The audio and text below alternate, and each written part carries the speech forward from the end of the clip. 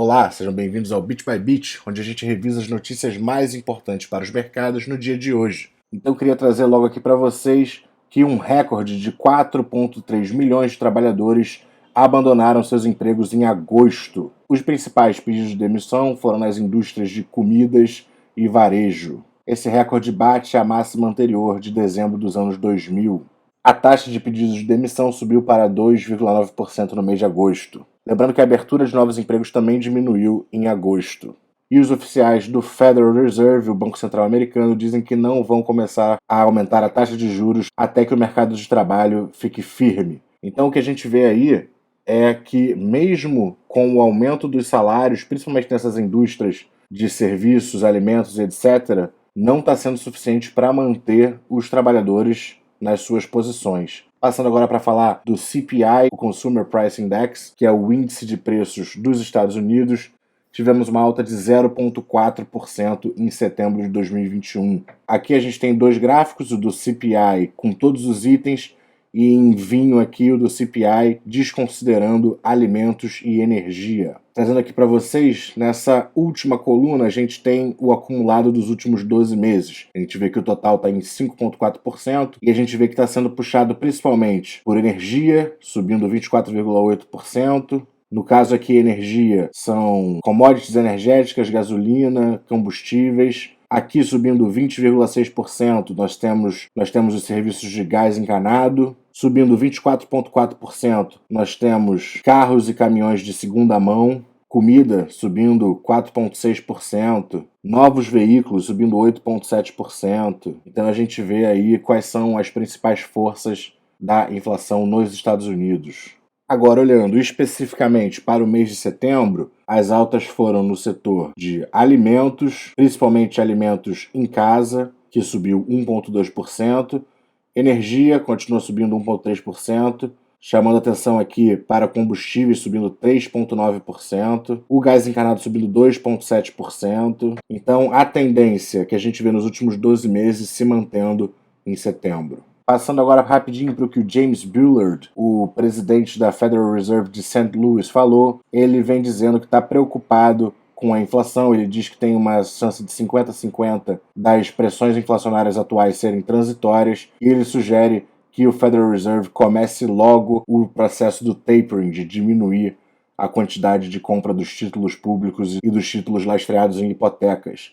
Isso porque eles só pretendem aumentar os juros depois de terminar o processo do tapering. E isso já nos traz para a próxima notícia, que a Federal Reserve diz que pode começar o tapering gradual no meio de novembro. A decisão do FONC, o FONC FOMC, é similar ao nosso Copom, e eles mantiveram o range, o espectro da taxa de juros entre 0 e 0,25%, como já tem sido, e mantiveram a compra desses títulos que eu citei antes num mínimo de 120 bilhões de dólares por mês. Porém, reiteraram que podem em breve começar o processo do tapering. Mais um pouquinho dos Estados Unidos rapidinho. Agora passou por mais uma aprovação o aumento do teto da dívida dos Estados Unidos e falta agora apenas que o presidente Biden assine e aprove. Mas é claro que isso é de interesse do Biden, então já está praticamente certo que o aumento do teto da dívida vai estar garantido pelo menos até dezembro, quando isso vai ter que ser adereçado novamente. Passando para falar de China, que teve um superávit comercial de 66,73 bilhões de dólares em setembro. Os dados são da Administração Geral Aduaneira do país. O resultado veio acima das expectativas de analistas consultados pelo Wall Street Journal, que previam um superávit de 50,5 bilhões de dólares no mês. Também foi acima do superávit registrado em agosto. Em agosto, o registro foi de 58,3 bilhões de dólares. Comparações de ano a ano, as exportações chinesas aumentaram 28,1%, versus o projetado pelos economistas, que era de 21%. E as importações da China em dólares tiveram uma alta de 17,6% no último mês, versus o esperado, que era um avanço de 19,1%. Passando para o cenário corporativo, vamos falar aqui rapidinho da Ambipar, que adquiriu mais uma empresa de gerenciamento de resíduos. A Ambipar anunciou nesta quarta-feira, dia 13, a aquisição por meio da sua controlada Integral Environment ESG, o controle acionário da Brasil Coleta Gerenciamento de Resíduos. O valor não foi informado. Assim como a Ambipar, o Brasil Coleta atua há mais de 24 anos no mercado de gerenciamento de resíduos, especializada em captação, valorização e comercialização de resíduos industriais, materiais recicláveis e a logística reversa. A partir desse investimento, a Brasil Coleta passa a ter acesso a resíduos em escala nacional e se entrega à cadeia verticalizada de valorização de resíduos. A operação da Marfrig na BRF sofre revés no CAD. A aprovação da compra da parte relevante da BRF pela Marfrig pode não ser tão fácil e simples quanto parecia. A conselheira do CAD, Lenise Rodrigues Prado, diz que ainda tem suas dúvidas se a operação não prejudica o consumidor e pediu à Superintendência Geral informações mais consistentes e análise mais precisa. Além disso, a conselheira diz que não foram analisadas questões como a influência do acionista majoritário na BRF, abre aspas, em especial um acionista que atua no mesmo setor e que já foi concorrente ainda mais próximo quando atuava com a marca Seara, fecha aspas. Outro ponto levantado por ela é que a superintendência não estudou a lógica de conglomerado e poder de portfólio que a BRF terá, tendo a Marfrig como principal acionista. Mais um pouquinho de BRF, que investe 8 milhões de reais na modernização da sua unidade de Buriti. O investimento é parte da jornada da indústria 4.0, informou a empresa. A unidade passou a operar como uma fábrica inteligente, isso é, com os sistemas de gestão e rastreabilidade totalmente digitalizados. Demos um passo além com a sensorização e passamos a captar os dados do processo produtivo automaticamente. Seguindo no cenário corporativo, Nubank lucra 76 milhões de reais no primeiro semestre. O resultado positivo é o primeiro da história do banco e abrange suas operações no Brasil.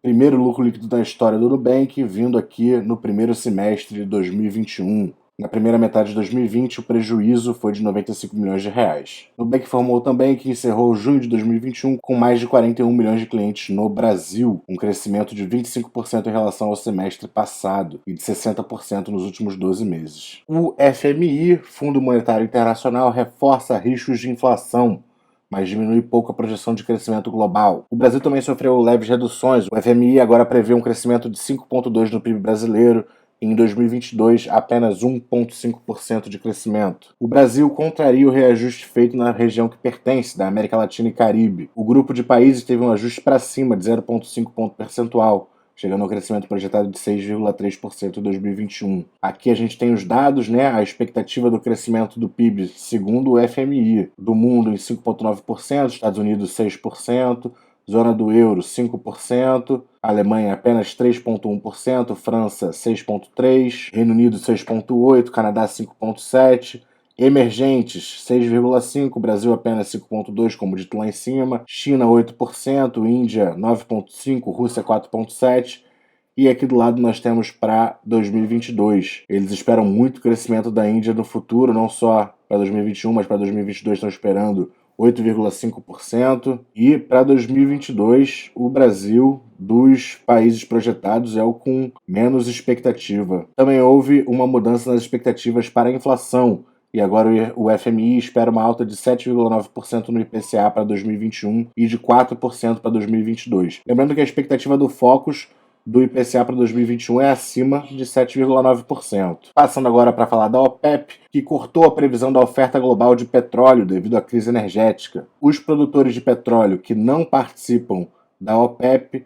fornecerão menos petróleo do que esperado neste ano, mesmo com a crise de fornecimento dos combustíveis. Segundo agências internacionais, a OPEP reduziu sua previsão para a quantidade de petróleo que os outros produtores entregarão, reduziu por 300 mil barris por dia, o que era de 1 milhão de barris por dia, caiu para 700 mil barris por dia. A OPEP citou a redução da produção no Golfo do México após o furacão Ida e também interrupções no Canadá, México e região do Cáspio. Então não temos grandes expectativas para a diminuição do preço dos combustíveis, pelo menos num futuro próximo, Tá complicada a situação, não só no Brasil, mas no mundo. Passando agora para falar rapidinho do cenário das criptomoedas, a Coinbase, a corretora de criptomoedas lá de fora, está lançando um marketplace para NFTs. O plano é que esse marketplace deixe os usuários mintarem, que é criar e colocar na blockchain, coletar e fazer a troca, compra e venda das NFTs. NFT, para quem não sabe, são os tokens não fungíveis. Geralmente são usados para obras de arte, você pode atrelar ele a um item de um jogo. Atualmente o que é mais usado é para obras de arte e tal. Eu acho que no mundo dos jogos,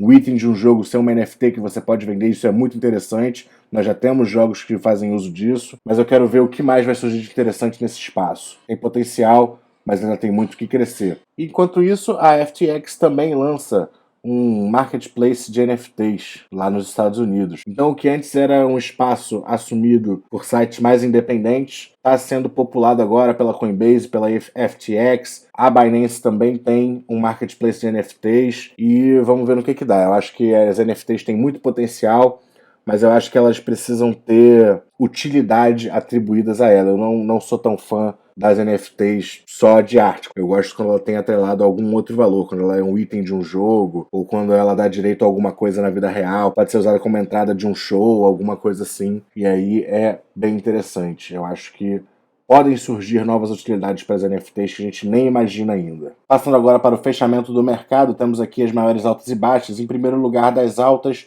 Banco Pan subindo bem hoje, né? Segundo dia aí seguido de boas altas. Banco Inter também mostrando bastante alta, inclusive foram entradas aí que bem voláteis, né? Entradas bem voláteis aí para o nosso índice Bovespa. Banco Inter realmente o mercado parece estar satisfeito com a saída dele da B3, indo lá para a Nasdaq. Se você for acionista, fica tranquilo, você vai ganhar o BDR ou vai ter a opção de receber em dinheiro a sua participação. Pets aqui, uma alta forte também de 7,09%. Cogna subindo, Pão de Açúcar subindo. Deixa eu ver uma coisa aqui. Edux subindo 5,5% e a Ser Educacional subindo 6,19%. Então não é só a Cogna que está subindo, é o setor educacional todo. No lado das quedas, temos em primeiro lugar Vale caindo 3,09%. Para uma empresa grande e estável como a Vale, é uma queda grande. PetroRio caindo 2,88%. As outras mineradoras também, né? CSN caindo, Usiminas caindo. Bradespar é uma holding que a principal posição é em Vale, então faz sentido que caia também. E BRF caindo um pouquinho, 0,79%. Passando rapidinho para o mapa do S&P 500, hoje um dia mais bonito. No máximo, bancos e financeiros que estão negativos, mas em geral um dia bem positivo através de vários setores. Ibovespa fechou hoje com uma subida de 1,14%. É aquilo que eu vim falando nos últimos 2 dias, né? Ainda está dando sinais dessa reversão. Para eu ficar satisfeito mesmo, convencido de que esse nível aqui dos 107.800, 107.600 foi o fundo, seria colocar uma alta mais alta que esses 114 mil aqui. Mas a gente veio no último pregão testar aqui a média móvel de 20 dias, parece que está servindo como suporte, coisa que não acontecia desde... A última vez que foi suporte foi em maio, desde que a gente perdeu ela em junho, ela foi resistência e está virando suporte pela primeira vez, então talvez boas coisas vindo por aí. Índice de dividendos subindo 1,27%, fechou acima da média móvel de 50 dias. Índice ESG subindo 1,95%. Queria trazer alguns destaques legais aqui também. VEG subindo forte hoje, subindo 5,08%. Camil parece que consolidou esse canal descendente como suporte aqui, subindo 5,02% hoje. Passando para o nosso índice de fundos imobiliários, uma subida humilde de 0,03%. Ainda estamos, parece que, testando aqui essa média móvel de 50 dias. S&P 500 hoje subindo 0,3%. O dólar tentou subir hoje. Chegou a subir 0,72%, mas aí o Banco Central interviu com uma operação de US$ 1 bilhão em swaps cambiais, reverteu o movimento do dólar, ele acabou fechando com uma queda de 0,35%. Índice alemão subindo 0,68%, petróleo cru uma subida humilde de 0,16%, ETF do ouro subindo 1,76%, ETF da prata subindo 1,91%. Como a gente viu ali na notícia do índice de preços americano, o gás natural está sendo uma grande força inflacionária e hoje está subindo mais 4,02%. Para finalizar, vamos falar de criptomoedas. O Bitcoin hoje está subindo 1,34% até o momento, aos $57.028. E é isso, por hoje vamos ficando por aqui. Espero que vocês tenham gostado. Se gostaram, não se esqueça de dar aquele like, se inscrever no canal e a gente se vê amanhã.